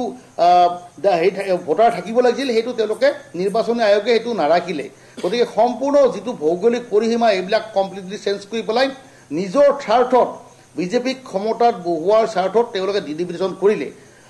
তৃতীয়তে আৰু এটা মই আপোনালোকক কথা কৈছোঁ যে মাননীয় মুখ্যমন্ত্ৰী মহোদয়ে এটা সময়ত বাৰম্বাৰ এটা কথা কৈ আহিছিলে যে বদৰুদ্দিন আজমল যেতিয়া যোৱাবাৰ আমাৰ এলায়েন্স আছিলে যে বদৰুদ্দিন আজমল ডাঙৰীয়া অসমৰ উপ মুখ্যমন্ত্ৰী হ'ব হোম মিনিষ্টাৰ হ'ব আৰু মানুহে তেতিয়া অসমীয়া মূলসুঁতিৰ মানুহে ভাবিলে যে আমি কিয় কংগ্ৰেছক ভোট দিম ভোট নিদিলে কিন্তু শেহতীয়াভাৱে অসমৰ ৰাজ্যসভা নিৰ্বাচন ৰাষ্ট্ৰপতি নিৰ্বাচনত UDFৰ সকলো বিধায়কে যেতিয়া বিজেপিৰ পক্ষত ভোটদান কৰিলে এইটো জল পটপট হৈ আহিল সংখ্যালঘু মানুহসকলে বুজি পালে যে আজমল ডাঙৰীয়াই ডক্টৰ হিমন্ত বিশ্বৰ লগত মিতিৰালি কৰি পেলাই তেওঁলোকে চলি আছে আৰু অসমীয়া মানুহেও বুজি পালে যে এওঁলোকে আজমলক মিছাতে গালি পাৰে ভিতৰি তেওঁলোকৰ লগ হৈ আছে সেইকাৰণে এইবাৰ যিটো পৰিৱৰ্তন এই পৰিৱৰ্তন আপোনালোকে 4 তাৰিখে দেখা পাব আৰু এইবাৰ গৰিষ্ঠ সংখ্যক মানুহে বিজেপিৰ বিপক্ষে ভোটদান কৰা বুলি আমি অনুমান কৰিছোঁ হয় আকৌ বিৰতি লৈ লৈছোঁ মই অকণমান সময়ৰ কাৰণে বাণিজ্যিক বিৰতি ল'ম তাৰপিছতে আজিৰ অনুষ্ঠানটোৰ শেষ অংশলৈ উভতি আহিম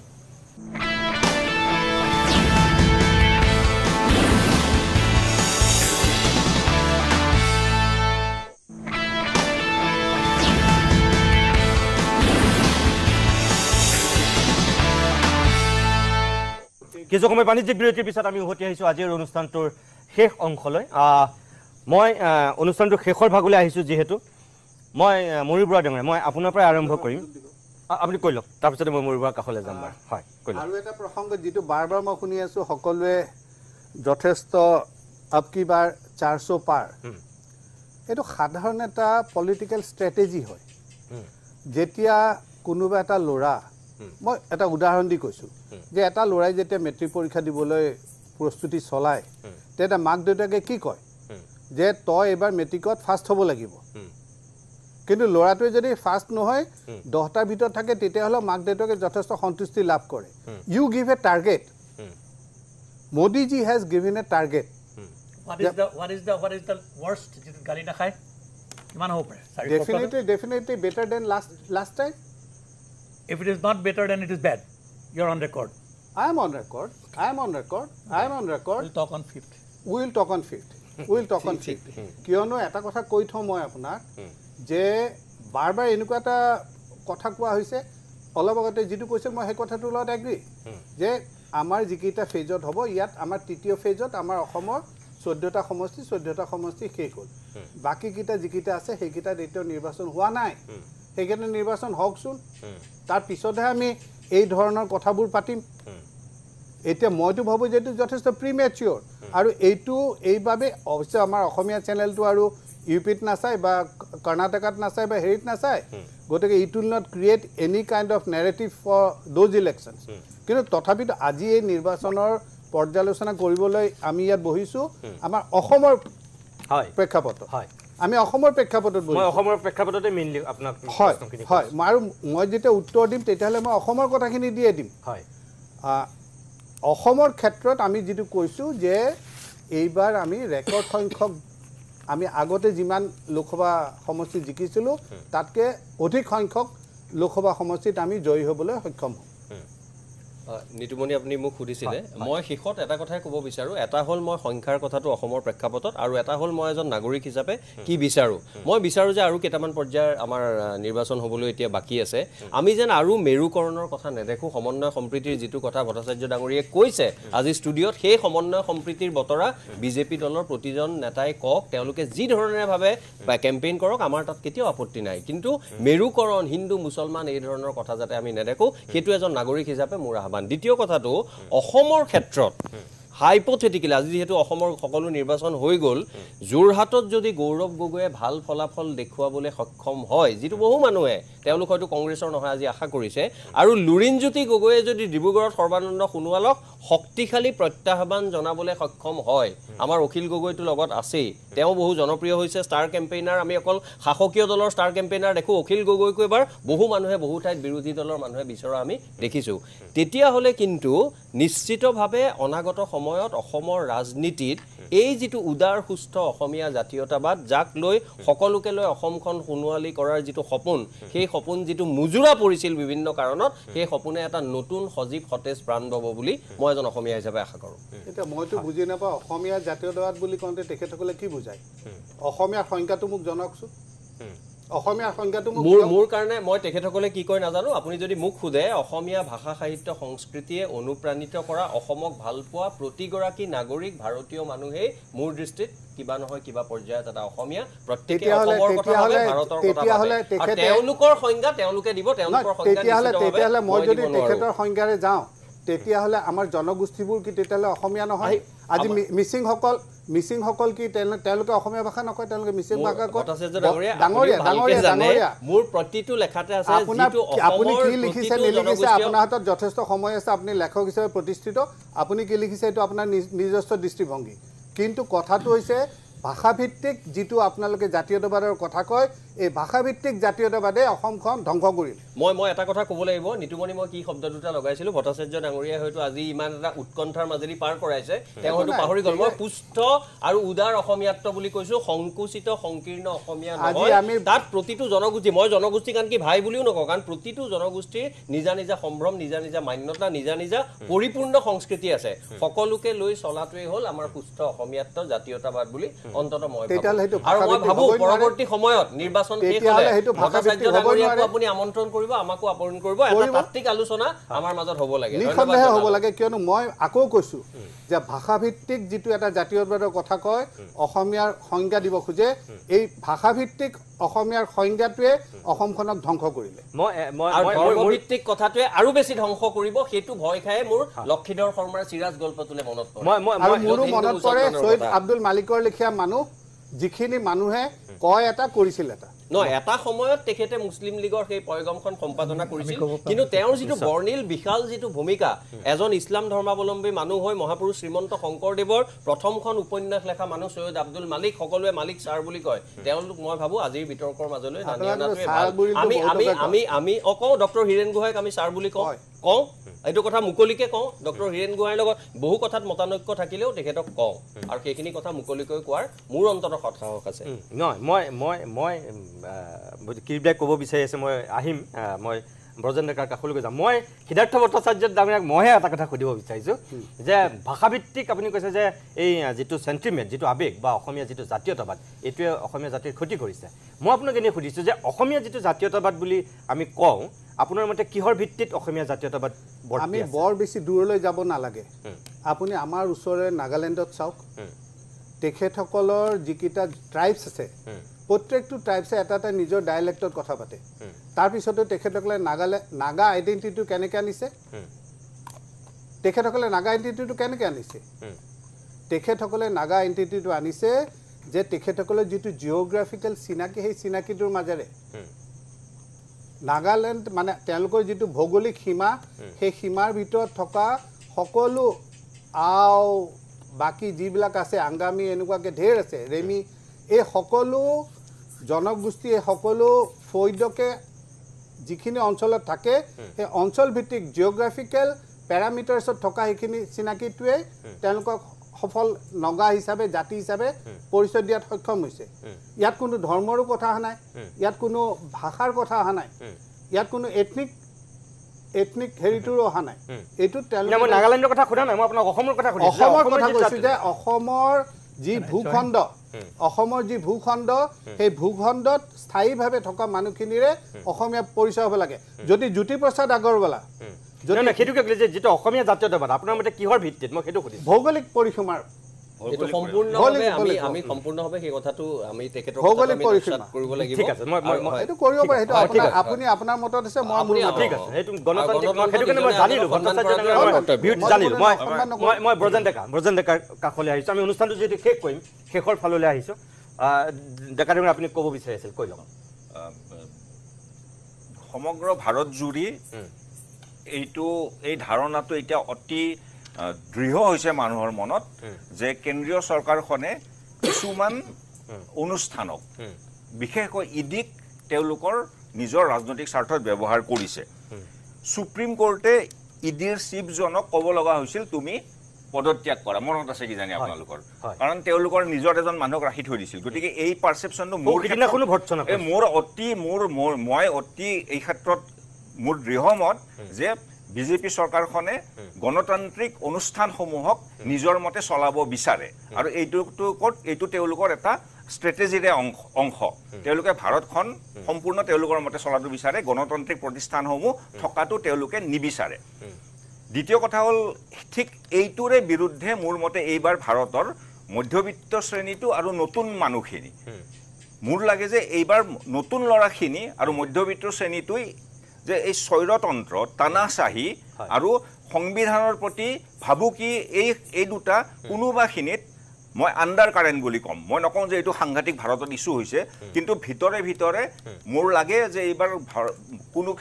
কিছু ভোটাৰক অন্তত মধ্যবিত্ত শ্ৰেণী আৰু নতুন পুৰুষৰ ল'ৰা ছোৱালীখিনিক এইটোৱে অলপমান হ'লেও আবেদন জনাইছে এপিল কৰিছে যে ভাৰতখন এখন গণতান্ত্ৰিক দেশ হৈ থাকিব নে এখন স্বৈৰতন্ত্ৰলৈ ৰূপান্তৰিত হ'ব ভাৰতখন এই সংবিধানৰ মতে চলি থাকিব নে বিজেপি আশা কৰাৰ নিচিনা এখন হিন্দু ৰাষ্ট্ৰ বা এখন মনোসংহিতাৰ ভিত্তিত এখন নতুন সংবিধান হ'ব নেকি এই প্ৰশ্নটো কিন্তু এইবাৰ মানুহৰ মনত ক্ৰিয়া কৰিছে আৰু মই ভাবোঁ যে কোনোবাখিনিত হয়তো এইটো মানুহক ভোট দিয়াৰ সময়ত মধ্যবিত্ত শ্ৰেণীটোক আৰু নতুন পুৰুষক এইটো কিছু পৰিমাণে হ'লেও ইয়াত অৰিহণা যোগাব এই চিন্তাখিনিয়ে দিগন্ত বৰ্মন ডাঙৰীয়া মই শেষবাৰৰ কাৰণে আপোনাৰ কাষলৈ গৈছোঁ আপোনাৰ একদম শেষ বক্তব্য কি হ'ব মই এইমাত্ৰ মোৰ যিজন বক্তাবোৰ ডেকা ডাঙৰীয়া মই দেখা নাই টিভি স্ক্ৰীণত হয়নে ডেকা ডাঙৰীয়া হয় হয় হয় তেখেতে যিখিনি কথা ক'লে ইয়াৰ আগৰ বক্তাজনে মই সেইটো মানি লৈছোঁ দেখা হেল্ল' শুনিছেনে হয় হয় এইবাৰ ভাৰতবৰ্ষৰ নতুন ভোটাৰে এইটো বিবেচনা কৰিছে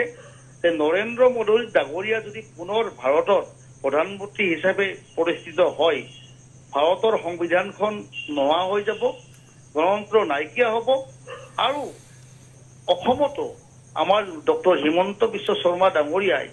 অৰুণাচলৰ পৰা যেনেকৈ চাকমা হাজং 5 লাখ আনি পেলাই তেওঁলোকৰ ভোট বেংক সৃষ্টি কৰিব বিচাৰিছে এই বিভিন্ন কথাত আমাৰ নতুন ভোটাৰসকলে এইটো ভাল পোৱা নাই আৰু মই ভাবোঁ সেইকাৰণে এইবাৰ ভাৰতবৰ্ষৰ জনসাধাৰণে বিশেষকৈ ইয়াং ভোটাৰ নতুন ভোটাৰসকলে বিজেপিৰ বিপক্ষে ভোটদান কৰিছে হয় মই ধন্যবাদ জনাইছোঁ মই ত্ৰিচুলীয়া ডাঙৰীয়া আমি অনুষ্ঠানটো শেষ কৰিম মই খুব চমুকৈ দুটা কথা কওঁ হয় প্ৰথম কথা অসমৰ আঞ্চলিকতাবাদ সম্পৰ্কত অসমৰ আঞ্চলিকতাবাদৰ ক্ষেত্ৰত মই কিছুদিনৰ পিছত বিতং কৰি কওঁ আপোনাৰ লগতে মই কথা পাতিম হয় অসমত আঞ্চলিকতাবাদী তাত্ত্বিকভাৱে কোনোদিনেই শুদ্ধ নাছিল আৰু সদায় বিপদলৈ লৈ যোৱা হৈছিল আৰু অসমৰ আঞ্চলিকতাবাদী আৰু বাওঁপন্থীসকলৰ সদায় মতানৈক্য আছিল ঠিক তেনেকৈ অসমৰ ৰাষ্ট্ৰীয়তাবাদী শক্তিসকলৰ লগত শক্তিসমূহৰ লগতো আৰু তেওঁলোকৰ তাত বিশ্বাসী ব্যক্তিসকলৰ লগতো তেনেকৈ ৰাষ্ট্ৰীয়তাবাদৰ ক্ষেত্ৰতে বিজেপি আৰু কংগ্ৰেছৰ দুইটা ৰাষ্ট্ৰীয়তাবাদী দল হিচাপেও মত পাৰ্থক্য আছে মই বিশ্বাস কৰোঁ যে অসমৰ ভৱিষ্যতত যদি এটা বিকল্পৰ নতুনকৈ উদ্ভৱ কৰা হয় সেই বিকল্পটো এই তাৰ মাজেদি সকলোৰে মাজেদিয়ে এটা নতুন সৃষ্টি হ'ব লাগিব নতুনকৈ এটা ধাৰা সৃষ্টি হ'ব লাগিব এটা নতুন তাত্ত্বিক আমি তাৎপৰ্য থকা এটা দিশ আনিব লাগিব 2 নম্বৰ কথা মই আকৌ ক'লোঁ যে নিৰ্বাচনত কোন জিকে সেইটো ইম্পৰ্টেণ্ট কথা নহয় এতিয়া এটা কথা দিক নিৰ্ণায়ক হৈ গৈছে যে দিক নিৰ্ণয় হৈছে যে ভাৰতবৰ্ষত এটা নতুন জাগৰণ হৈছে কিছুমান কথাৰ বিপক্ষে ব্যক্তি হিচাপে নহয় মই ব্যক্তি হিচাপে অলপ ৰাজনৈতিক হিচাপে কাৰোবাৰ কথা ক'ব পাৰোঁ কিন্তু ভাৰতবৰ্ষত কোনেও চেষ্টা কৰিলেও ভাৰতৰ সংবিধান নাইকিয়া কৰি দিব নোৱাৰে কোনোবাই ভাৰতক অলপ দিন মিছইউজ কৰে ইন্দিৰা গান্ধীৰ নিচিনা মানুহ ইমাৰ্জেঞ্চি কৰি পাছত কি অৱস্থা হৈছে আপোনালোকে দেখিছে ভাৰতত মানুহ ইমান অসহায় নহয় মই ভাবোঁ যদি এই গতিটো আৰু মই ভাবোঁ যে বিজেপিতো বহুত মানুহ আছে যি এই বৰ্তমান যিটো চলি আছে অসহ্য পাই গৈছে তেওঁলোকে অসহ্য হৈ পাই গৈছে বাহিৰত প্ৰকাশ কৰা নাই ভৱিষ্যত এই নিৰ্বাচনৰ পিছতে কিন্তু উভতনি যাত্ৰা আৰম্ভ হ'ব আৰু হয়তো সমস্ত ভাৰতবৰ্ষত অভাৱনীয়ভাৱে এটা নতুন মেৰুকৰণ আৰম্ভ হ'ব যিটো মেৰুকৰণে ভাৰতবৰ্ষক ভাললৈ লৈ যাব ভাৰতবৰ্ষক ধ্বংস কৰাৰ পৰা শক্তি এতিয়ালৈকে সৃষ্টি হোৱা নাই ধন্যবাদ জনাইছোঁ মই আপোনালোক আটাইকেইজনকে মোৰ সময় শেষ হৈ গৈছে আমি কেতিয়াবাই অনুষ্ঠানটো শেষ কৰিব লাগিছিল চিৰিয়াছ এটা আলোচনা হোৱাৰ কাৰণে আমি কিছু সময় বৃদ্ধি কৰিলোঁ আৰু মই একো নকওঁ এখেতসকলে নিজা নিজা দৃষ্টিভংগীৰে গোটেই কথাখিনি কৈছে আমি 4 জুনত গম পাম কাৰ কথা সঁচা কাৰ কথা মিছা এখেতসকলে যি ধৰণে বিশ্লেষণ কৰিছে মই তাত শেষত কাৰ কথা সঁচা আৰু কাৰ কথা ভুল কোন সত্য প্ৰমাণিত হ'ল কোন অসত্য মানে সেইটো আমি 4 জুনত গম পাম কিন্তু এখেতসকলৰ কথাখিনিৰ লগত শেষত মই নিজে এটা কথা যোগ দিওঁ যে যিকেইটা কথা ইয়াত হয়তো এতিয়ালৈকে ওলোৱা নাছিল মই ভাবোঁ আৰু এটা বিশেষ দিশত বিশেষত্ব আছে যে হিমন্ত বিশ্ব শৰ্মাৰ ৰাজনৈতিক জীৱনত এই নিৰ্বাচনটোৱে হয়তো প্ৰথমটো নিৰ্বাচন যি একদম সন্মুখত প্ৰধান সেনাপতিৰ দায়িত্ব অৰ্পণ তেওঁ কান্ধত ইয়াৰ আগত তৰুণ গগৈ আছিল ইয়াৰ আগত সৰ্বানন্দ সোণোৱাল আছিল কিন্তু এইবাৰ তেওঁ মুখ্যমন্ত্ৰী হয় আমি এটা ৰাজ্যৰ ৰাজনীতিলৈ অহাই নাই ৰাজ্যৰ ৰাজনীতিৰ কাৰণে 2 বছৰ সময় আছে যুদ্ধত নাই কেইটা ঠিকে আছে, কিন্তু মই অসমৰ যিহেতু সিদ্ধাৰ্থ ভট্টক মই যিটো কথা কৈছিলোঁ যে অসমৰ প্ৰেক্ষাপটত মই শেষত কথাখিনি সুধিছিলোঁ, যিহেতু মই কৈছোঁ যে এইটো হিমন্ত বিশ্ব শৰ্মাৰ কাৰণে সঁচাকৈ 9খনৰ পৰা তেওঁ বৃদ্ধি কৰিব পাৰিব। তেওঁ 14খন কৈ আছিল, তাৰপিছত 12খন কৈ আছিল, 11খন, 11.5খন কৈ আছিল। 4 জুনত আমি গম পাম যে সঁচাকৈয়ে কিমান আসন পালে। 1 2 গৌৰৱ গগৈ কংগ্ৰেছে নেতা বনোৱাতকৈও এই নিৰ্বাচনটোত বিজেপিয়ে বাৰু গৌৰৱ গগৈক আগন্তুক দিনৰ বিৰোধী শিবিৰৰ নেতা হিচাপে উজ্বলাই তুলিলে নেকি? এই দিশটো কিন্তু এই নিৰ্বাচনত অত্যন্ত গুৰুত্বপূৰ্ণ, কাৰণ গৌৰৱ গগৈ নগাঁৱত খেলিব বুলি ইয়াৰ আগত বিজেপিয়ে যিটো কেম্পেইনিং আৰম্ভ কৰিছিল, মিয়া ভোট লৈ পেলাই জিকিব বুলি, যেতিয়াই যোৰহাটৰ কেণ্ডিডেট হৈ গ'ল তেতিয়াই বিজেপিৰ সুৰ সলনি হ'ল আৰু মিয়াৰ ভোট বিচাৰিবলৈ বাধ্য হ'ল, যিটো 3 নম্বৰ বৈশিষ্ট্য যে প্ৰথমবাৰৰ কাৰণে বিজেপিয়ে মিয়াৰ ভোট বিচাৰিলে, মিয়াৰ ওচৰত এক প্ৰকাৰ আত্মসমৰ্পণ কৰিছে। সিংহৰ দৰে গৰুজি থকা বিজেপিৰ নেতাসকল মেকুৰীৰ দৰে মেয়াইছে মিয়াৰ ওচৰত। 3 নম্বৰ বৈশিষ্ট্য। আৰু 4 নম্বৰ, বদৰুদ্দিন আজমল নামৰ এই মানুহজনৰ ৰাজনৈতিক ভৱিষ্যত। এই নিৰ্বাচনটোত যদি কেনেবাকৈ ৰকিবুল হুছেইনৰ হাতত হাৰে, 3 বাৰৰ সাংসদ হোৱা আৰু যিটো মেৰুকৰণৰ ৰাজনীতি কৰিবলৈ সুযোগ অসমখনত দিয়া হৈছিল, এই আজমলৰ যদি জীৱনৰ এইটো অত্যন্ত প্ৰত্যাহ্বানমূলক নিৰ্বাচন সঁচাকৈ হয়, ইও এটা অন্যতম বৈশিষ্ট্য হ'ব। আৰু 5 নম্বৰ, এই যে ইয়ং ভোটাৰখিনিৰ কথা বাৰে বাৰে কৈ থকা হৈছে, নতুন ভোটাৰখিনিৰ কথা কৈ থকা হৈছে, সঁচাকৈ তেওঁলোকে এই ধৰ্মীয় মেৰুকৰণৰ ঊৰ্ধত থাকি কাৰোবাৰ অত্যাচাৰ, কাৰোবাৰ অহংকাৰ, এইবিলাকৰ বিৰুদ্ধে যদি ভোট দিব বিচাৰিছে, সেয়া কেন্দ্ৰতেই হওক, সেয়া অসমৰ ক্ষেত্ৰতেই হওক, যিবিলাক কথা কৈ থকা হৈছে যে গণতন্ত্ৰৰ ভেটি সুৰক্ষিত কৰাৰ স্বাৰ্থত প্ৰতিষ্ঠানবিলাক, সংবাদ মাধ্যম, সংবিধান, ED, CBI, এইবিলাক যদি সঁচাকৈ ধ্বংস কৰিব বিচৰা হৈছে, তাৰ বিৰুদ্ধে যদি কোনোবাই ৰায় দিছে, তেনেহ'লে তাৰ প্ৰধান খনিকৰ নিউ জেনেৰেশ্যন, নতুন ভোটাৰ, শিক্ষিত চাম। এই 5টা শ্ৰেণীৰ যিটো গুৰুত্ব এই নিৰ্বাচনটোত কিন্তু 4 জুনত আমি হয়তো গম পাম। এই 5টাও অন্যতম বৈশিষ্ট্য নিশ্চয়। আজিৰ জনমত ইমানতে সামৰিছোঁ।